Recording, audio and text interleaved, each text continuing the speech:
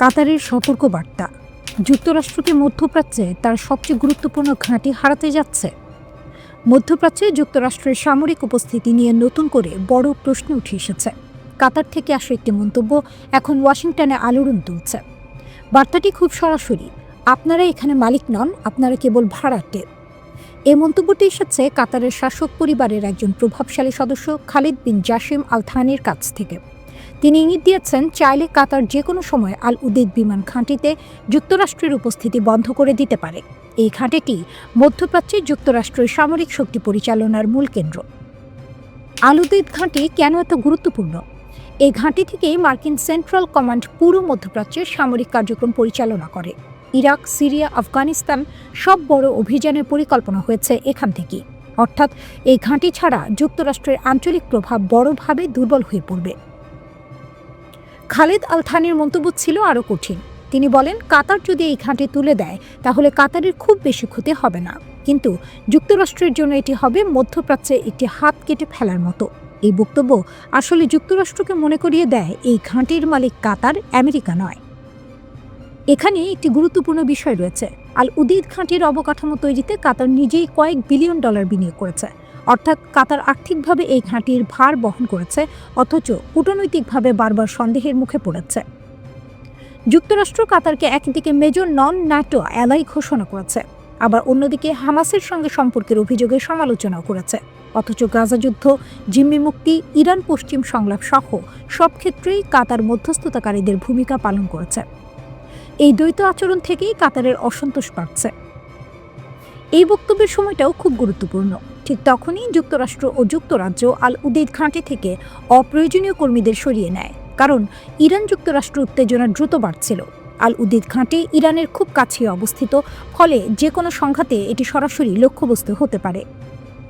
এই প্রেক্ষাপটেই প্রশ্ন উঠছে, যুক্তরাষ্ট্রকে এবার মধ্যপ্রাচ্যে তার সামরিক উপস্থিতি নতুন করে ভাবতে বাধ্য হচ্ছে। কাতার কি এই ঘাঁটিকে কৌশলগত চাপ হিসেবে ব্যবহার করছে? সবচেয়ে গুরুত্বপূর্ণ, মুসলিম দেশগুলোর মধ্যে কি একটি বিরল ঐক্যের ইঙ্গিত দেখা যাচ্ছে? এদিকে ইরানকে ঘিরে যুদ্ধ প্রায় শুরু হয়েই থেমে গেছে। একসময় মনে হচ্ছিল যুক্তরাষ্ট্র যে কোনো মুহূর্তে ইরানে হামলা চালাবে, এমন খবরই দিয়েছিল রয়টার্স। কিন্তু শেষ মুহূর্তে প্রেসিডেন্ট ডোনাল্ড ট্রাম্প পিছু হটেন।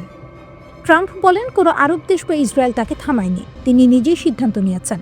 কারণ হিসেবে তিনি জানান, ইরান নাকি ৮ শতাধিক বন্দী বিক্ষোভকারীর ফাঁসি স্থগিত করেছে। কিন্তু ইরান এই ব্যাখ্যা মানেনি। দেশটির সর্বোচ্চ নেতা আয়াতুল্লাহ আলী খামেনি সরাসরি যুক্তরাষ্ট্রকে অভিযুক্ত করেন।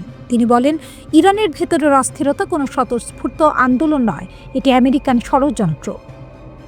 খামেনির বক্তব্যে একটি বিষয় স্পষ্ট। তার মতে, যুক্তরাষ্ট্রের লক্ষ্য কোনো নির্দিষ্ট প্রেসিডেন্ট নয়, বরং একটি স্থায়ী নীতি। ইরানের ভৌগোলিক অবস্থান, জনসংখ্যা এবং প্রযুক্তিগত অগ্রগতি যুক্তরাষ্ট্রের কাছে অগ্রহণযোগ্য।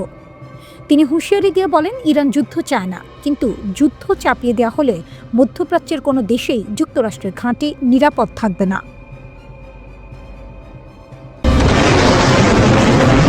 যুক্তরাষ্ট্রের সঙ্গে সম্পর্ক খারাপ হওয়ার পর ইরান সরাসরি হুমকি দিয়েছে, প্রয়োজনে তারা মধ্যপ্রাচ্যের বিভিন্ন মার্কিন সামরিক ঘাঁটিতে হামলা চালাতে পারে। এই ঘোষণার পর উপসাগরীয় দেশগুলোতে আতঙ্ক ছড়িয়ে পড়ে, কারণ এসব দেশে বহু মার্কিন ঘাঁটি রয়েছে।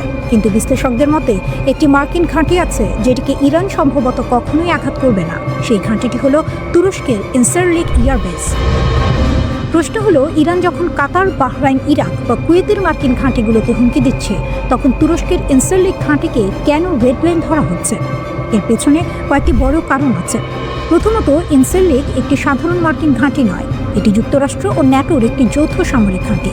এখানে শুধু মার্কিন সেনা নয়, তুরস্কের বিমান বাহিনীর সদস্যরাও দায়িত্ব পালন করে, অর্থাৎ এটি সরাসরি ন্যাটোর কাঠামোর আওতায় পড়ে। এই ঘাঁটি অবস্থিত তুরস্কের আদানা শহরের কাছে। ভৌগোলিকভাবে এটি ইরান, ইরাক ও সিরিয়ার খুব কাছাকাছি। ফলে মধ্যপ্রাচ্যের যে কোনো সংকটে যুক্তরাষ্ট্র ও ন্যাটো এখান থেকে খুব দ্রুত প্রতিক্রিয়া জানাতে পারে। ইনসারলিকে নিয়মিতভাবে যুদ্ধ বিমান, জ্বালানি বহনকারী ট্যাঙ্কার বিমান, পরিবহন বিমান ও নজরদারি বিমান মোতায়েন থাকে। এখান থেকে নজরদারি, আকাশে জ্বালানি সরবরাহ এবং জরুরি সামরিক অভিযানের প্রস্তুতি নেওয়া হয়। কিন্তু সবচেয়ে সংবেদনশীল বিষয়টি হলো, এই ঘাঁটিতে মার্কিন পারমাণবিক অস্ত্র রয়েছে। খোলা সূত্রের তথ্য অনুযায়ী ইনসারলিকে 20 থেকে 50টি পর্যন্ত B-61 পারমাণবিক বোমা সংরক্ষিত আছে। এগুলো ন্যাটোর নিউক্লিয়ার শেয়ারিং ব্যবস্থার অংশ। এই কারণেই সামরিক বিশেষজ্ঞরা বলছেন ইনসিরলিকে হামলা মানে শুধু যুক্তরাষ্ট্র নয়, পুরো ন্যাটো জোটের সঙ্গে সরাসরি সংঘাতে জড়িয়ে পড়া। কারণ তুরস্ক ন্যাটোর সদস্য, আর ন্যাটোর আর্টিকেল 5 অনুযায়ী কোনো একটি সদস্য রাষ্ট্রে হামলা হলে সেটাকে পুরো জোটের ওপর হামলা হিসেবে ধরা হয়। তবে এখানেও একটি জটিলতা আছে। কিছু আন্তর্জাতিক আইন বিশেষজ্ঞ বলছেন, যদি ইরান দাবি করে যে তারা যুক্তরাষ্ট্রের আগের হামলার জবাবে প্রতিশোধ নিয়েছে, তাহলে ন্যাটোর ভেতরে আর্টিকেল 5 কার্যকর করা নিয়ে বিতর্ক হতে পারে। কারণ জাতিসংঘের আত্মরক্ষার আইন এখানে জটিল হয়ে যায়। তবুও বাস্তবতা হলো ইনসিরলিকে আঘাত করা ইরানের জন্য ভয়ঙ্কর ঝুঁকিপূর্ণ সিদ্ধান্ত হবে। আর একটি গুরুত্বপূর্ণ কারণ হলো তুরস্কের সামরিক শক্তি। যুক্তরাষ্ট্রের পর ন্যাটোর মধ্যে তুরস্কের সেনাবাহিনী দ্বিতীয় বৃহত্তম। 2026 সালের গ্লোবাল ফায়ার পাওয়ার র্যাঙ্কিংয়ের তুরস্ক বিশ্বের শীর্ষ 10টি সামরিক শক্তির একটি, যেখানে ইরান অনেক পিছিয়ে। তুরস্কের নিজস্ব ড্রোন যেমন বায়রাক্তার TB2, আনকা, আকিনসি ইতিমধ্যেই বিভিন্ন যুদ্ধে কার্যকারিতা প্রমাণ করেছে। পাশাপাশি রয়েছে অভিজ্ঞ যুদ্ধ বিমান বাহিনী। বিশ্লেষকদের মতে যদি ইরান তুরস্কের মাটিতে হামলা চালায়, তাহলে আঙ্কারা আরও শক্তভাবে ওয়াশিংটনের পাশে দাঁড়াবে। এতে ইরান কূটনৈতিকভাবে আরও একঘরে হয়ে পড়বে। অন্যদিকে যুক্তরাষ্ট্রের মধ্যপ্রাচ্যে প্রায় 40 থেকে 50 হাজার সেনা রয়েছে। কাতারের আল উদেদ ঘাঁটি, বাহরাইনের নৌ ঘাঁটি, সংযুক্ত আরব আমিরাত, সৌদি আরব, ইরাক, কুয়েত সব জায়গায় মার্কিন উপস্থিতি রয়েছে। এমনকি মার্কিন রণতরী USS আব্রাহাম লিঙ্কনকেও মধ্যপ্রাচ্যে পাঠানো হয়েছে।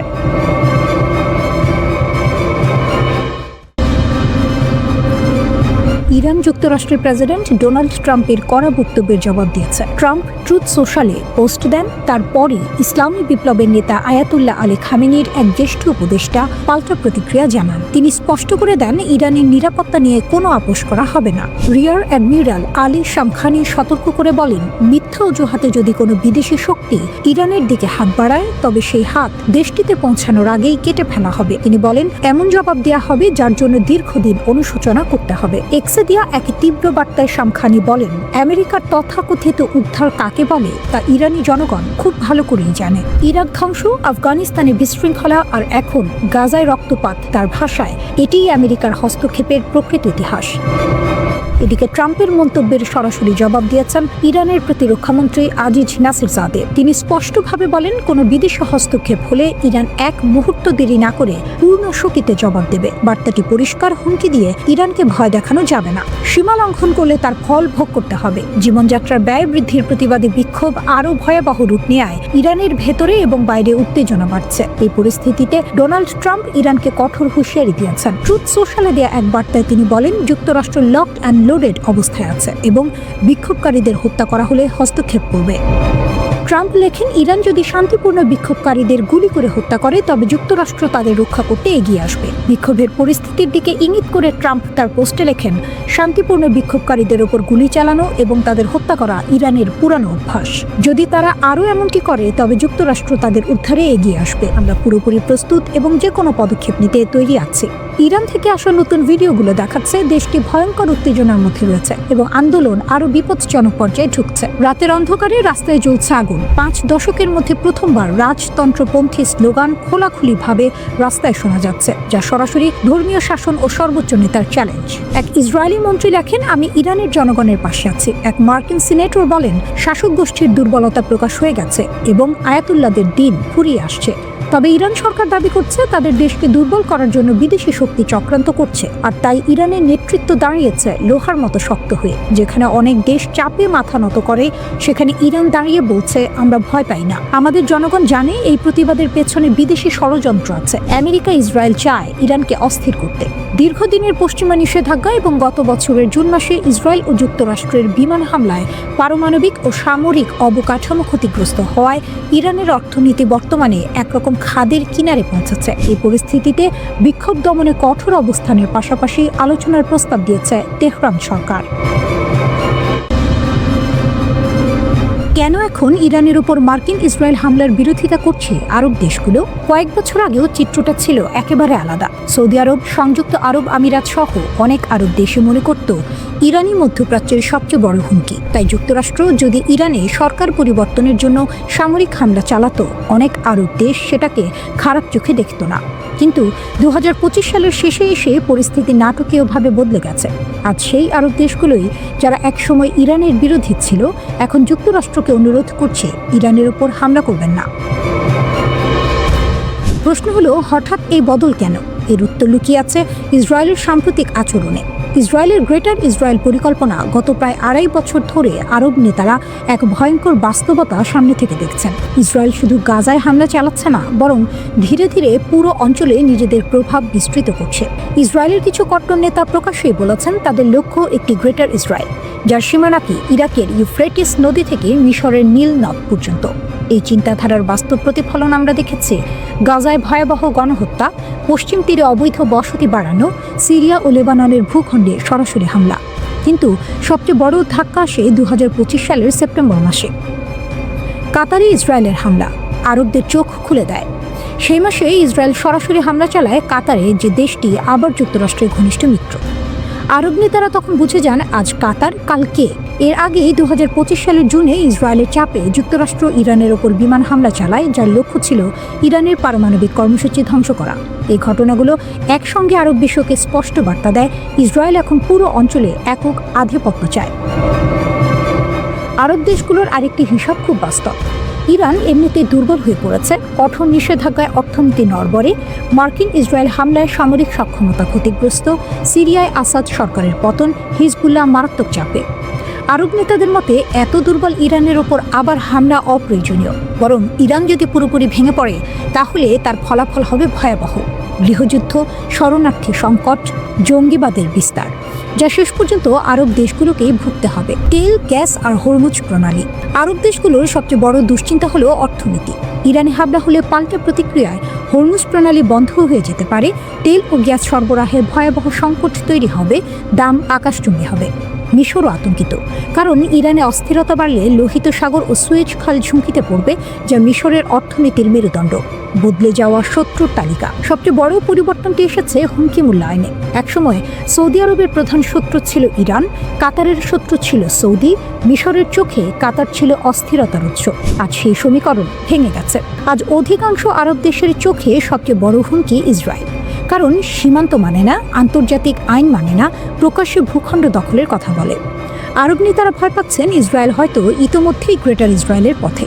ইসরায়েলের লাগামহীন আগ্রাসন আর মার্কিন সমর্থন আজ এমন এক পরিস্থিতি তৈরি করেছে যেখানে বিভক্ত আরব বিশ্বও একটি বিষয়ে একমত হচ্ছে, এই আগুন আর বাড়ানো যাবে না।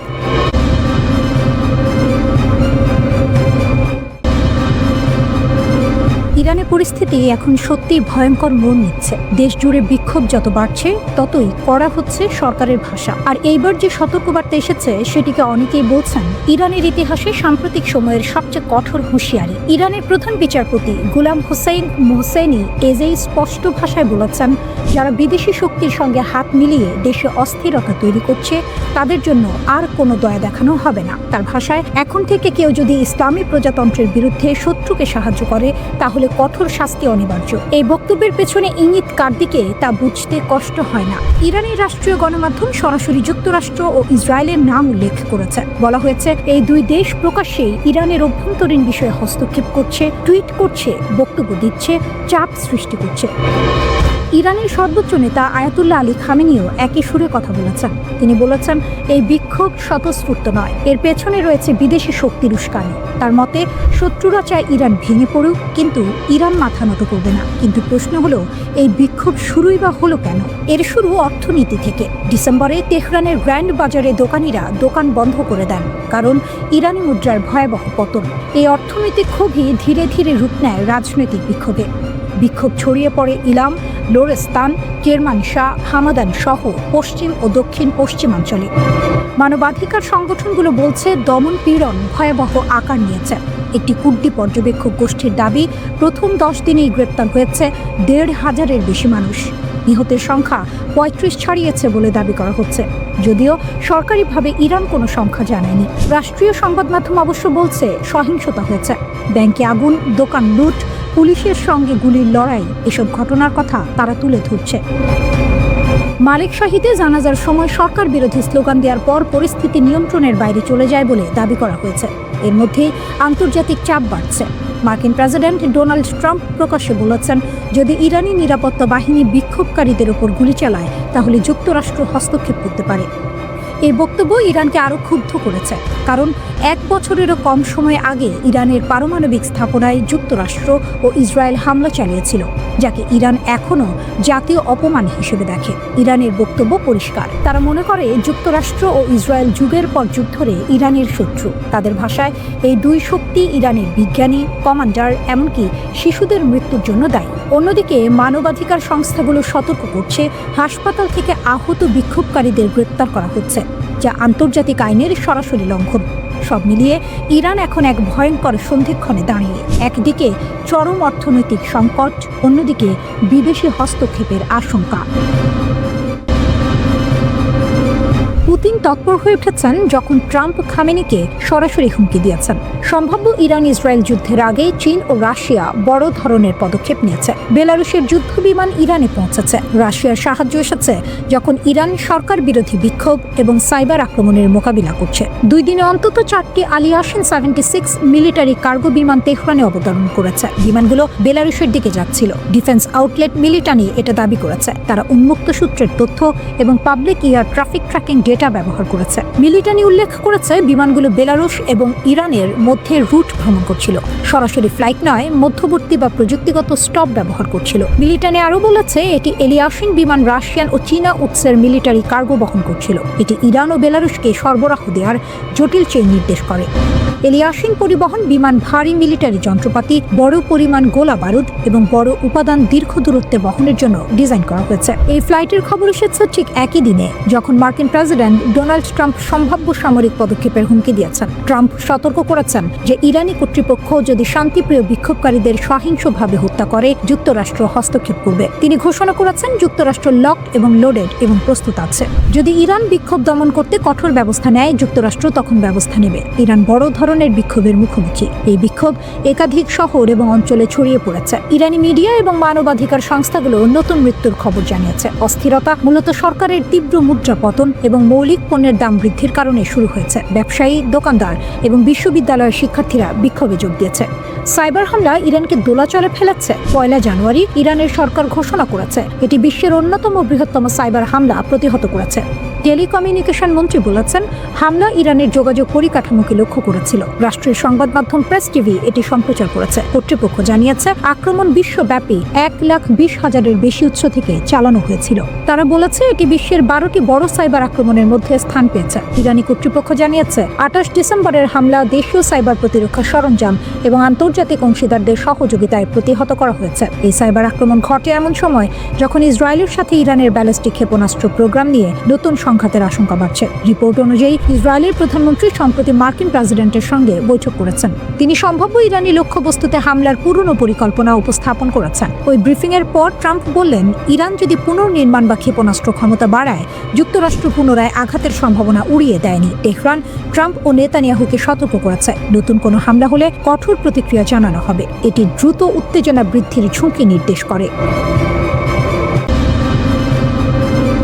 ভেনেজুয়েলার প্রেসিডেন্ট নিকোলাস মাদুরোকে আটক শুধু আঞ্চলিক সংকট নয়, এটি এখন বিশ্বব্যাপী কূটনৈতিক দ্বন্দ্বের সূচনা করেছে।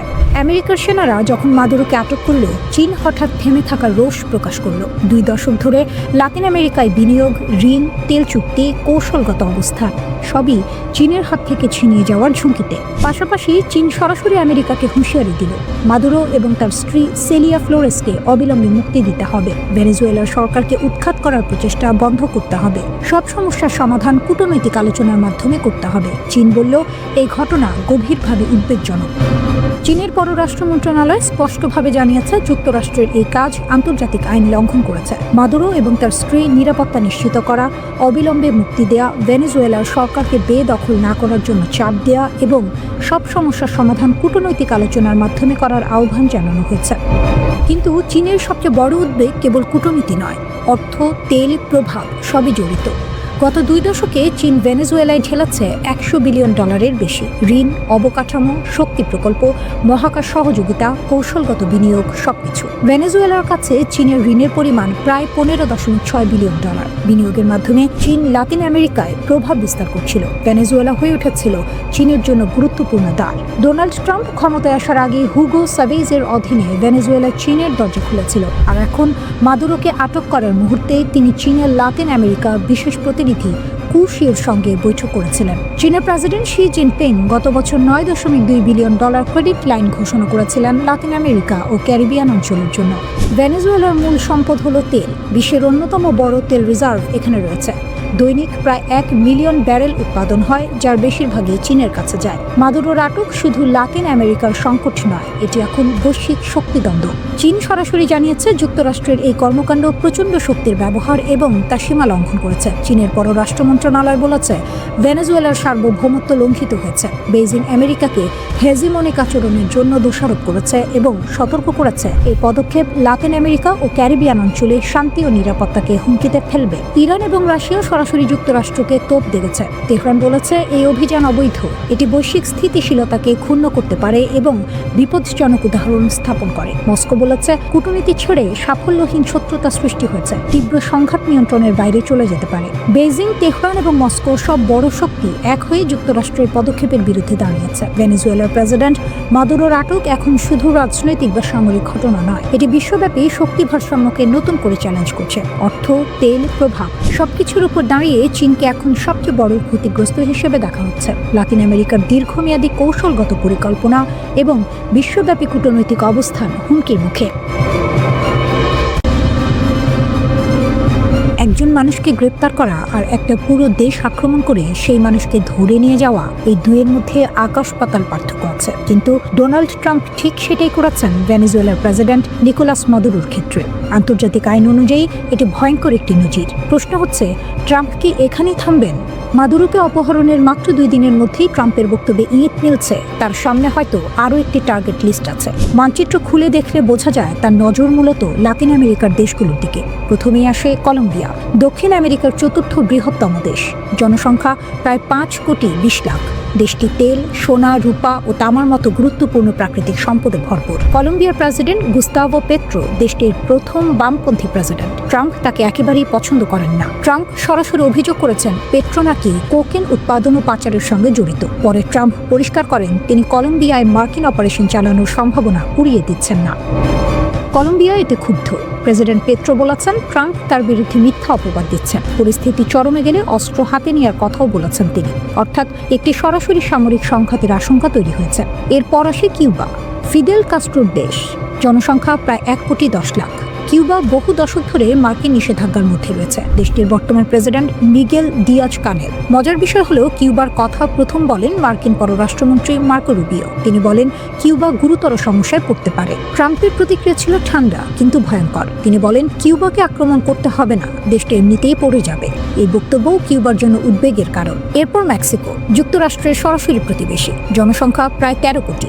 বর্তমান প্রেসিডেন্ট ক্লোদিয়া শেইনবাউম। ট্রাম্প আগেই মেক্সিকোর উপর বড় অঙ্কের শুল্ক বসিয়েছেন। এবার তিনি মেক্সিকোয় সেনা পাঠানোর কথা বলছেন মাদক কার্টেলের বিরুদ্ধে লড়াইয়ের নামে। ট্রাম্প দাবি করেন মেক্সিকোতে কার্টেল এত শক্তিশালী যে সরকার নিয়ন্ত্রণে নেই। তিনি বারবার বলেছেন মেক্সিকো চাইলে যুক্তরাষ্ট্র সাহায্য করতে পারে সেনা পাঠিয়ে। যদিও সরাসরি হামলার হুমকি নেই, তবুও এটা এক ধরনের চাপের কৌশল।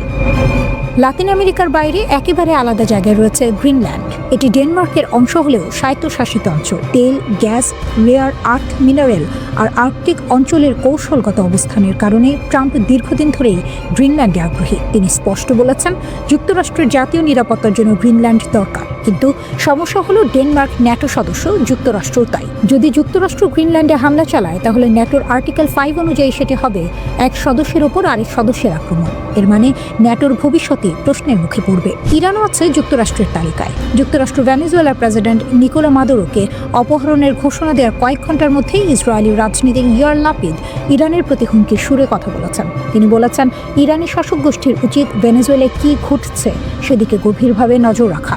যুক্তরাষ্ট্রের প্রেসিডেন্ট ডোনাল্ড ট্রাম্প ও ইসরায়েলের প্রধানমন্ত্রী বেনিয়ামিন নেতানিয়াহুর বৈঠকের 1 সপ্তাহের কম সময়ের মধ্যে মাদুরোকে জোর করে ক্ষমতা থেকে সরিয়ে দেওয়ার ঘটনা ঘটেছে। ওই বৈঠকে ট্রাম্প ইরানের বিরুদ্ধে নতুন করে হামলা চালানোর হুমকিও দেন।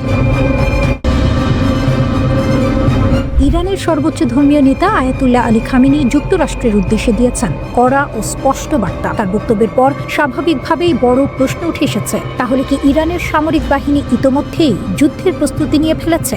একই সঙ্গে আরও একটি গুরুত্বপূর্ণ প্রশ্ন সামনে এসেছে, যুক্তরাষ্ট্র ও ইসরায়েলের পরবর্তী পদক্ষেপ আসলে কি হতে পারে? সম্প্রতি মার্কিন প্রেসিডেন্ট ডোনাল্ড ট্রাম্প ইরানকে ঘিরে একের পর এক কঠোর হুমকি দিয়েছেন। অনেকেই এখন জানতে চাইছেন, এসব হুমকি কি শুধু কথার মধ্যে সীমাবদ্ধ থাকবে, নাকি যুক্তরাষ্ট্র সত্যিই সেগুলো বাস্তবায়নের পথে হাঁটছে? তাহলে কি নতুন করে মধ্যপ্রাচ্যে বড় কোনো সংঘাত শুরু হতে যাচ্ছে? বর্তমান পরিস্থিতিতে ইরানের সরাসরি যুদ্ধ নয়, বরং দেশ জুড়ে সরকার বিরোধী বিক্ষোভ চলছে। এই বিক্ষোভকে কেন্দ্র করেই যুক্তরাষ্ট্র ও ইসরায়েল নতুন ষড়যন্ত্র করছে, এমন অভিযোগ উঠেছে তেহরান থেকে। মার্কিন প্রেসিডেন্ট ডোনাল্ড ট্রাম্প তার সাম্প্রতিক বক্তব্যে বলেছেন, ইরানের চলমান আন্দোলনে যদি সরকার সহিংসতা বা হত্যাযজ্ঞ চালায়, তাহলে যুক্তরাষ্ট্র সেখানে হস্তক্ষেপ করবে। কিন্তু প্রশ্ন হলো, এই হস্তক্ষেপ কিভাবে হবে? সামরিকভাবে নাকি অন্য কোনো উপায়ে? ইরানের গোয়েন্দা সংস্থাগুলোর দাবি, দেশটিতে অর্থনৈতিক মন্দা ও উচ্চ মূল্যস্ফীতিকে কেন্দ্র করে যে আন্দোলন চলছে তাতে সরাসরি উস্কানি দিচ্ছে যুক্তরাষ্ট্র ও ইসরায়েল। এই বিক্ষোভ ঘিরে ইতোমধ্যেই বেশ কয়েকজনকে আটক করা হয়েছে এবং হতাহতের খবরও পাওয়া গেছে। তবে এসব চাপের মধ্যেও যুক্তরাষ্ট্রের সামনে মাথা নত না করার ঘোষণা দিয়েছেন আয়াতুল্লাহ আলী খামেনি। খামেনির বার্তা ছিল একেবারে স্পষ্ট। তিনি বলেছেন, ইরান কখনোই শত্রুদের কাছে নতি স্বীকার করবে না। বিক্ষোভকারীদের সঙ্গে আলোচনায় বসতে তারা প্রস্তুত, কিন্তু যারা দেশ জুড়ে দাঙ্গা ও সহিংসতা চালাচ্ছে তাদের বিরুদ্ধে কঠোর ব্যবস্থা নেওয়া হবে। 3 জানুয়ারির এক প্রতিবেদনে এই বক্তব্যের কথা নিশ্চিত করেছে ব্রিটিশ বার্তা সংস্থা রয়টার্স। এর আগে ট্রাম্পের হুমকির প্রতিক্রিয়ায় খামেনির জ্যেষ্ঠ উপদেষ্টা রিয়ার অ্যাডমিরাল আলী শামখানি আরও কড়া ভাষায় সতর্কবার্তা দেন। তিনি বলেন, মিথ্যা অজুহাতে যদি কেউ ইরানের অভ্যন্তরীণ বিষয়ে হস্তক্ষেপ করে, তাহলে হস্তক্ষেপকারীদের হাত কেটে নেওয়া হবে। তার ভাষায়, ইরানের জাতীয় নিরাপত্তা একটি রেড লাইন, কেউ সেটা অতিক্রম করলেই কঠোর জবাব দেওয়া হবে। এখন মূল প্রশ্ন, যুক্তরাষ্ট্র যদি সত্যিই হামলা চালায়, তাহলে ইরান কি ধরনের পাল্টা ব্যবস্থা নেবে? এই প্রশ্নের জবাব দিতে গিয়ে ইরানের পররাষ্ট্রমন্ত্রী আব্বাস আরাকচি জানিয়েছেন, ইসরায়েল ও যুক্তরাষ্ট্রের যে কোনো হুমকি মোকাবিলায় ইরানের সামরিক বাহিনী পুরোপুরি প্রস্তুত। তিনি বলেন, ইরানের জনগণ তাদের অভ্যন্তরীণ বিষয়ে যে কোনো বিদেশি হস্তক্ষেপ জোরালোভাবে প্রতিরোধ করবে। একই সঙ্গে তিনি স্পষ্ট করে দেন, ইরানের শক্তিশালী সশস্ত্র বাহিনী জানে কোথায় এবং কিভাবে প্রতিরোধ বলয় গড়ে তুলতে হয় যদি কেউ দেশের সার্বভৌমত্বে আঘাত হানে। এদিকে ইসরায়েলের প্রধানমন্ত্রী বেনিয়ামিন নেতানিয়াহু ইরানের বিরুদ্ধে নতুন করে সামরিক অভিযানের সুযোগ খুঁজছেন বলে অভিযোগ উঠেছে। ট্রাম্পের কাছে ইরান প্রসঙ্গে নালিশ জানিয়ে নেতানিয়াহু দাবি করেছেন, ইরান অত্যন্ত গোপনে তাদের ক্ষেপণাস্ত্র সক্ষমতা বাড়াচ্ছে। এসব ক্ষেপণাস্ত্রে নাকি রাসায়নিক পদার্থের মতো শক্তিশালী বিস্ফোরক ব্যবহারের সক্ষমতাও রয়েছে। নেতানিয়াহুর অভিযোগ, এসব ক্ষেপণাস্ত্র ভবিষ্যতে ইহুদিবাদী রাষ্ট্রের বিরুদ্ধে ব্যবহার করতে পারে তেহরান। এ কারণেই ইরান জুড়ে নতুন করে হামলা চালানোর অনুমতি ট্রাম্পের কাছে চেয়েছেন তিনি। তবে এখনো পর্যন্ত এই নতুন আগ্রাসনের দিনক্ষণ চূড়ান্ত হয়নি। তুরস্ক বনাম ইসরায়েল, আফ্রিকার নতুন খেলা।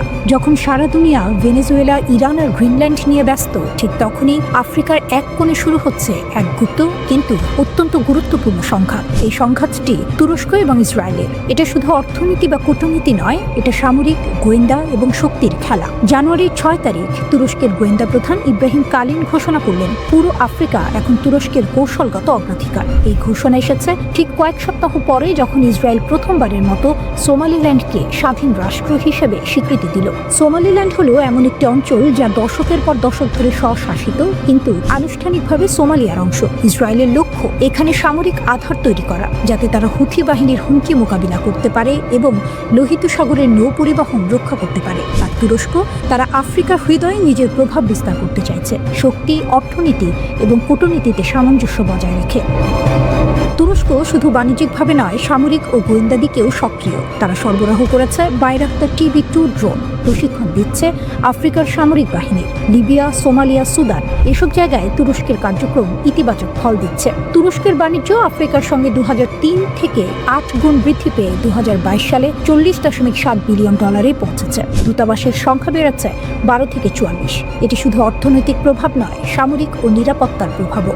ইসরায়েলের সোমালিল্যান্ড স্বীকৃতি তুরস্কের প্রভাবকে সরাসরি চ্যালেঞ্জ করছে। সোমালিয়া এই স্বীকৃতিকে অবৈধ ঘোষণা করেছে। তুরস্ক, মিশর এবং জিবুতি একসঙ্গে দাঁড়িয়ে হারিয়ে ইসরায়েলের পদক্ষেপের বিরুদ্ধে কঠোর প্রতিবাদ জানিয়েছে। তুরস্ক আফ্রিকায় বিনিয়োগ করছে অবকাঠামো, মানবিক সহায়তা, সামরিক প্রশিক্ষণ এবং কূটনৈতিক সমর্থন দিয়ে। এটি শুধু সহমর্যাদা নয়, বরং দীর্ঘমেয়াদী কৌশলগত পরিকল্পনা। আফ্রিকায় শুরু হয়েছে নতুন গ্রেট গেম, সাহেল অঞ্চল, হর্ন অফ আফ্রিকা। এখানে তুরস্কের গোয়েন্দা কার্যক্রম, বিশেষ বাহিনী প্রশিক্ষণ এবং গোপন অভিযান বাড়ছে। ইসরায়েলের পদক্ষেপ তুরস্কের প্যান আফ্রিকান মডেলকে হুমকির মুখে ফেলেছে। এই সংঘাত ভবিষ্যতে শুধু হর্ন অফ আফ্রিকা নয়, পুরো আফ্রিকায় তুরস্ক এবং ইসরায়েলের প্রভাবকে প্রভাবিত করতে পারে। ভেনেজুয়েলা বা ইরান নিয়ে আমরা যতই আলোচনা করি, আফ্রিকা এখন গোপন সামরিক এবং কূটনৈতিক যুদ্ধক্ষেত্র হয়ে উঠেছে। তুরস্ক এবং ইসরায়েলের এই সংঘাত আগামী বছরগুলোতে নতুন মাত্রা যোগ করতে পারে। কে জিতবে আফ্রিকার এই নতুন খেলা?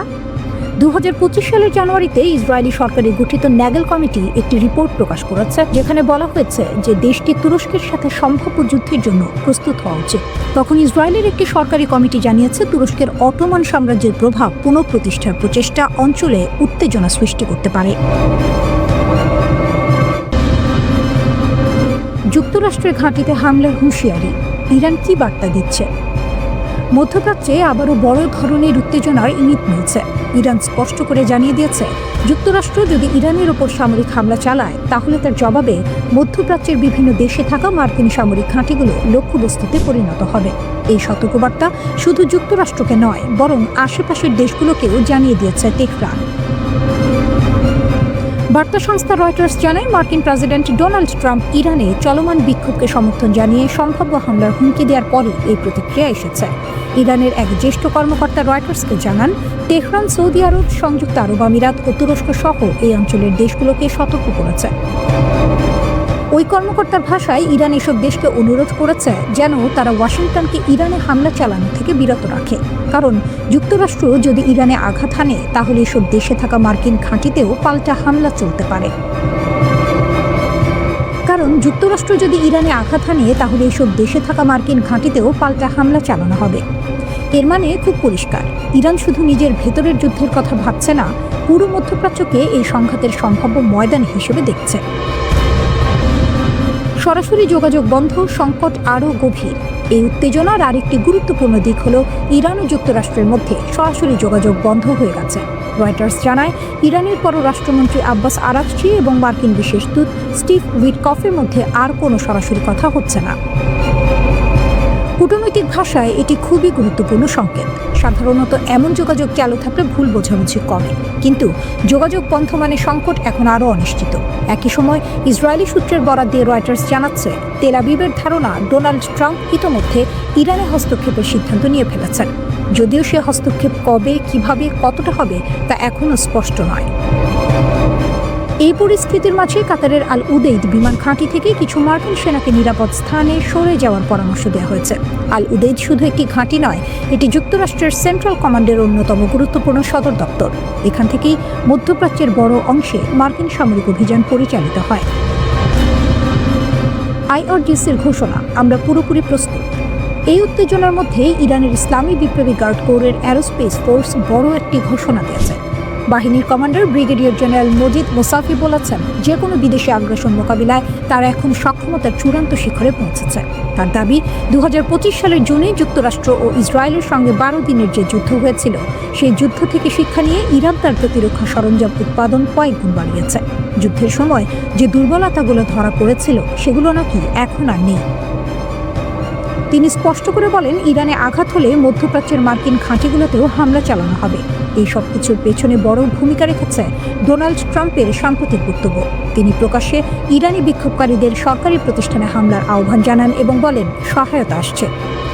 ইরানের দৃষ্টিতে এটি সরাসরি অস্থিরতা উস্কে দেওয়ার চেষ্টা।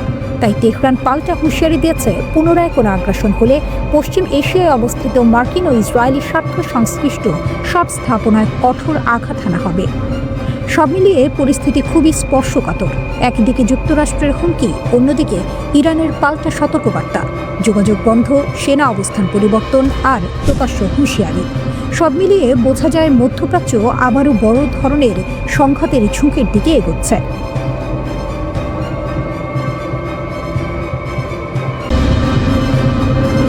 ইরান জুড়ে অশান্তির আগুন এখন ছড়িয়ে পড়েছে।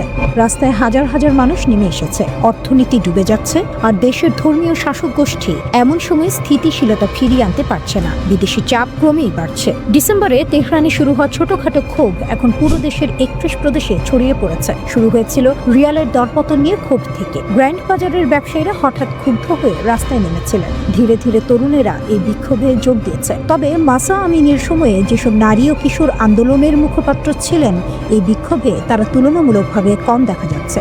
নতুন অস্থিরতা শুরু হওয়ার পর human rights activist news agency জানাচ্ছে অন্তত 34 বিক্ষোভকারী ও 4 নিরাপত্তা কর্মকর্তা নিহত হয়েছে। 2200 জনকে গ্রেপ্তার করা হয়েছে। বিশ্লেষকরা বলছেন এটি শুধু অর্থনৈতিক ক্ষোভ নয়, এটি বিদ্যমান শাসন ব্যবস্থার প্রতি জনগণের গভীর হতাশার প্রতিফলন।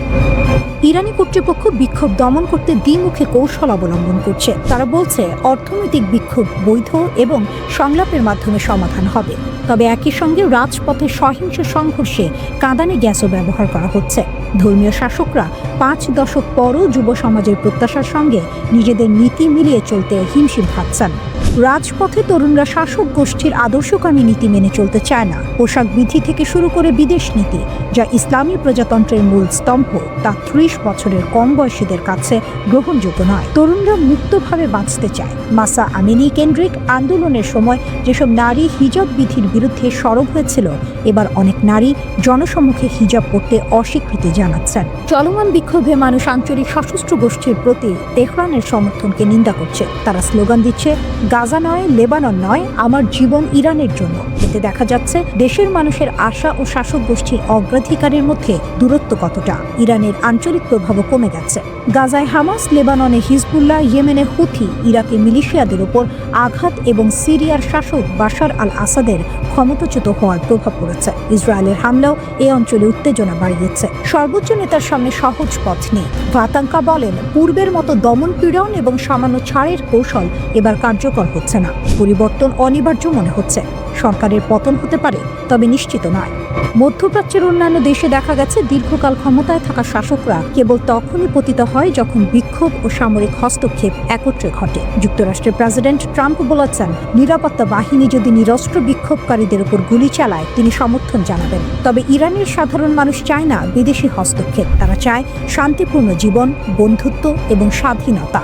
ইরানের সর্বোচ্চ নেতা আয়াতুল্লাহ আলী খামিনি বলছেন, দেশ শত্রুর কাছে আত্মসমর্পণ করবে না। তবে 86 বছর বয়সী এই নেতা এমন একটি সময়ের মুখোমুখি যেখানে তার নীতি, পারমাণবিক ক্ষেপণাস্ত্র এবং বিদেশি প্রভাব সব চ্যালেঞ্জের মুখোমুখি।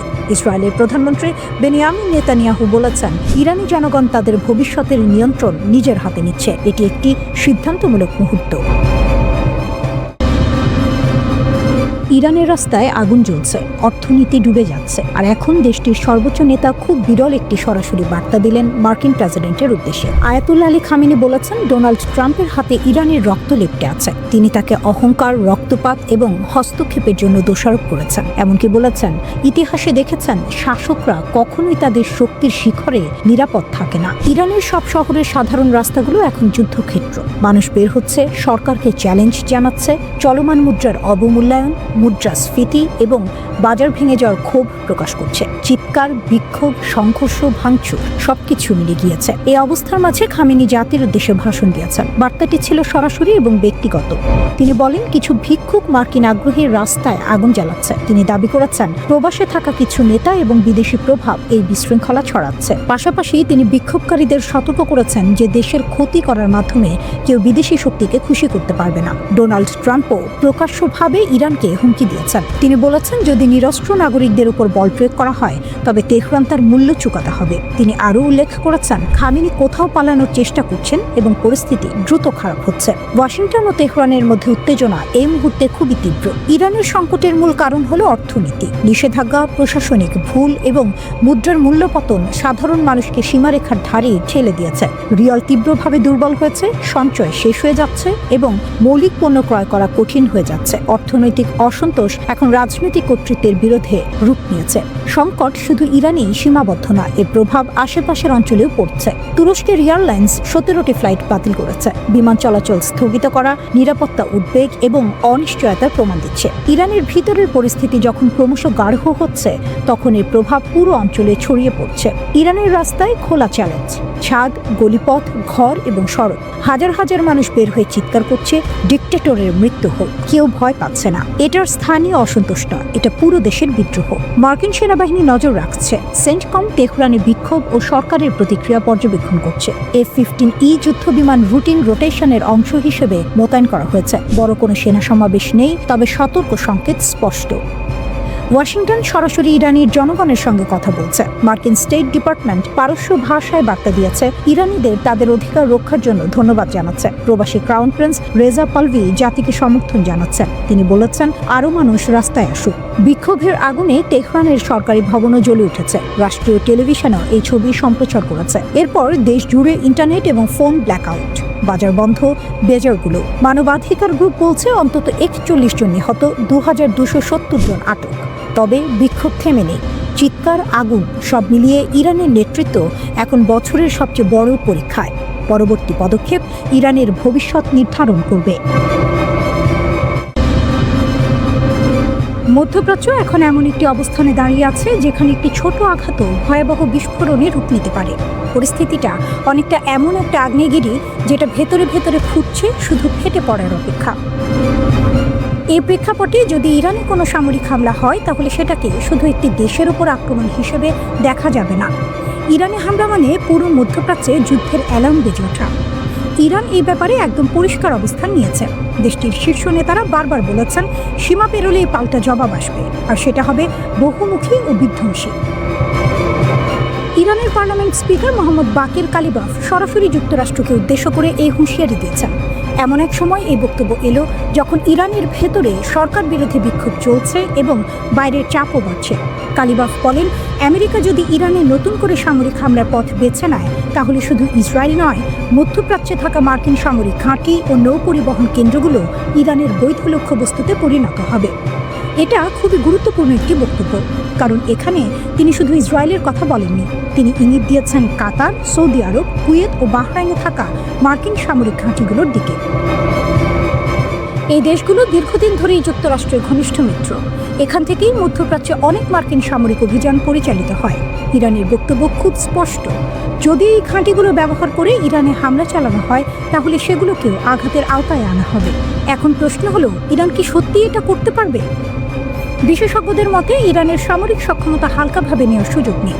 ইরানের হাতে রয়েছে উন্নত ব্যালিস্টিক ক্ষেপণাস্ত্র, দীর্ঘ পাল্লার ড্রোন প্রযুক্তি এবং সবচেয়ে বড় কথা, পুরো মধ্যপ্রাচ্য জুড়ে তাদের আঞ্চলিক মিত্রদের শক্ত নেটওয়ার্ক। লেবাননে হিজবুল্লাহ, ইয়েমেনে হুথি, ইরাকে সশস্ত্র গোষ্ঠী, সব মিলিয়ে ইরান এমন একটি অবস্থানে আছে যেখানে চাইলে তারা একসাথে একাধিক ফ্রন্টে চাপ তৈরি করতে পারে। এ কারণেই সামরিক বিশ্লেষকরা বলছেন, ইরানে হামলা হলে সেটা কখনোই সীমিত থাকবে না, সংঘাত ছড়িয়ে পড়বে পুরো অঞ্চলে। তেলের বাজার অস্থির হবে, নৌপথে ঝুঁকির মুখে পড়বে এবং বিশ্ব অর্থনীতিতেও বড় প্রভাব পড়তে পারে। তবে এখানে একটি গুরুত্বপূর্ণ বিষয় আছে। ইরান যে এত কড়া ভাষায় হুঁশিয়ারি দিচ্ছে, তা যুদ্ধ শুরু করার জন্য নয়, বরং যুদ্ধ ঠেকানোর কৌশল হিসেবেই দেখছেন অনেক বিশ্লেষক। ইরানের দৃষ্টিতে যুক্তরাষ্ট্র ও ইসরায়েল তাদের নিরাপত্তার সবচেয়ে বড় হুমকি, কারণ মধ্যপ্রাচ্যের বিভিন্ন দেশে থাকা মার্কিন ঘাঁটি ও নৌবহর ব্যবহার করেই ইরানের বিরুদ্ধে হামলা চালানো হতে পারে। তাই ইরান আগেই পরিষ্কার করে দিচ্ছে, আমাদের ভূখণ্ডে আঘাত এলে সেই হামলার উৎস ও সহযোগী সবাই বৈধ লক্ষ্য হবে। এর পেছনে আরেকটি রাজনৈতিক হিসাবও আছে। দেশের ভেতরে বিক্ষোভ ও চাপের সময় বাইরের হুমকি সামনে এনে জাতীয় সংহতি জোরদার করা, এটা বহু রাষ্ট্রই করে থাকে। ইরানের ক্ষেত্রেও বিষয়টি ব্যতিক্রম নয় বলে মনে করছেন বিশ্লেষকরা। সব মিলিয়ে বলা যায়, মধ্যপ্রাচ্য এখন চরম উত্তেজনার এক বিপজ্জনক মোড়ে দাঁড়িয়ে। একটি ভুল সিদ্ধান্ত, একটি অপ্রয়োজনীয় আঘাত, আর তাতেই গোটা অঞ্চল ঢুকে যেতে পারে এমন এক সংঘাতে যার আগুন ছড়িয়ে পড়বে অনেক দূর পর্যন্ত। এই আগ্নেয়গিরি কি ফাটবে, নাকি শেষ মুহূর্তে কেউ ব্রেক টানবে? ইরানে চলমান অস্থিরতা এবং সম্ভাব্য যুদ্ধের আশঙ্কার মধ্যে এবার নতুন করে সতর্কতা জারি করেছে যুক্তরাষ্ট্র। জেরুজালেমে অবস্থিত মার্কিন দূতাবাস একটি নতুন নিরাপত্তা সতর্কবার্তা প্রকাশ করেছে, যা স্পষ্টভাবে জানিয়ে দিচ্ছে পরিস্থিতি যে কোনো সময় খারাপের দিকে যেতে পারে। মার্কিন নাগরিকদের বলা হয়েছে তারা যেন তাদের ভ্রমণ পরিকল্পনা নতুন করে পর্যালোচনা করেন এবং হঠাৎ কোনো জরুরি পরিস্থিতির জন্য প্রস্তুত থাকেন। দূতাবাস বলছে এই সতর্কতার পেছনে রয়েছে চলমান আঞ্চলিক উত্তেজনা, যার সঙ্গে এখন সরাসরি যুক্ত হয়ে গেছে ইরানের দেশ জুড়ে চলা বিক্ষোভ এবং যুক্তরাষ্ট্র ও ইসরায়েলের বিরুদ্ধে তেহরানের ক্রমবর্ধমান হুমকি। ইরান এই মুহূর্তে কয়েক দশকের মধ্যে সবচেয়ে অস্থির সময় পার করছে। দেশ জুড়ে বিক্ষোভ, দ্রুত বিচার, কড়া নিরাপত্তা ব্যবস্থা এবং প্রতিশোধের হুঁশিয়ারি, সব মিলিয়ে পরিস্থিতি ভয়ঙ্কর রূপ নিচ্ছে। ইরানের নেতারা স্পষ্ট করে বলেছেন, যুক্তরাষ্ট্র বা ইসরায়েল যদি হস্তক্ষেপ করে তাহলে তার ফল ভোগ করতে হবে। এই বক্তব্যই পুরো অঞ্চল জুড়ে বড় সংঘাতের আশঙ্কা আরও বাড়িয়ে তুলেছে। এই প্রেক্ষাপটে ইসরায়েলে থাকা মার্কিন নাগরিকদের ব্যক্তিগত নিরাপত্তা বাড়ানোর আহ্বান জানিয়েছে দূতাবাস।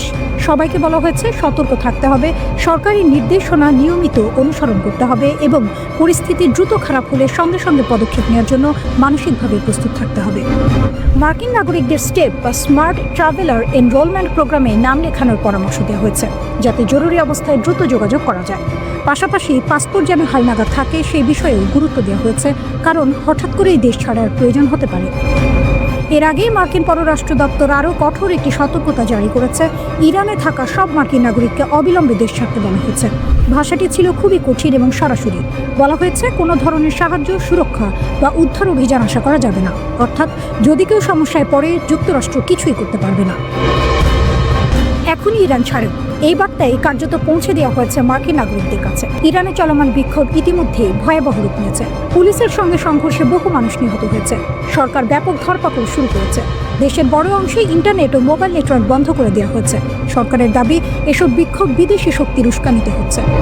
মার্কিন ভার্চুয়াল দূতাবাস জানিয়েছে, এমনকি শুধু আমেরিকান পাসপোর্ট বহন করাও গ্রেপ্তারের কারণ হতে পারে। দ্বৈত নাগরিকদের বলা হয়েছে তারা যেন শুধু ইরানি পাসপোর্ট ব্যবহার করে দেশ ছাড়েন। যারা দেশ ছাড়তে পারছেন না তাদের নিরাপদ জায়গায় আশ্রয় নেওয়া এবং খাবার, পানি, ঔষধ মজুত রাখার পরামর্শ দেওয়া হয়েছে। এই সংকটের পেছনে রয়েছে যুক্তরাষ্ট্র, ইসরায়েল ও ইরানের মধ্যে দীর্ঘদিনের উত্তেজনা। গত গ্রীষ্মে ইরানের পারমাণবিক স্থাপনায় যুক্তরাষ্ট্র ও ইসরায়েলের হামলার পর থেকেই পরিস্থিতি আরও খারাপ হয়েছে।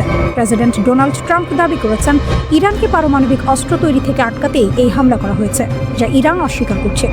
হোয়াইট হাউস জানিয়েছে, ট্রাম্প সব বিকল্প খোলা রেখেছেন। প্রয়োজনে সামরিক শক্তি ব্যবহার করতে তিনি পিছপা হবেন না। ইরান পাল্টা হুঁশিয়ারি দিয়েছে, যুক্তরাষ্ট্র বা ইসরায়েল হস্তক্ষেপ করলে তাদের ঘাঁটি ও সেনারা লক্ষ্যবস্তু হবে। একই সঙ্গে ইরান দাবি করেছে তারা বিদেশি গুপ্তচর ও নাশকতার প্রমাণ পেয়েছে।